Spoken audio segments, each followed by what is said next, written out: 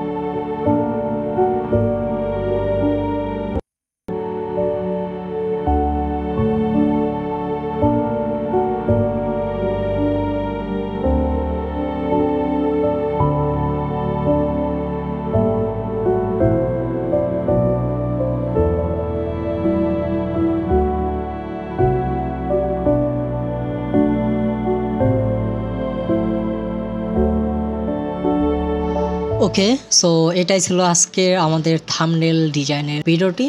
আশা করি আপনারা এনজয় করছেন। আই ডোন্ট নো এনজয় করছেন কি না, আপনার মতামত কমেন্ট বক্সে জানাতে পারেন। অ্যান্ড লো কোয়ালিটির ইমেজ যা কিনা ফেসবুক থেকে নেওয়া হয়েছিল, সো কেমন হয়েছে অবশ্যই আপনারা জানাতে ভুলবেন না। যদি চান তো এরকম আরও ভিডিও দেবো আপনারা যদি চান। সো কেমন লাগলো সম্পূর্ণ আমার ডিজাইনটি, সো অবশ্যই কমেন্টস লিখে জানিয়ে দেবেন। আর সবাই ভালো থাকুন, সুস্থ থাকুন। আল্লাহ হাফেজ।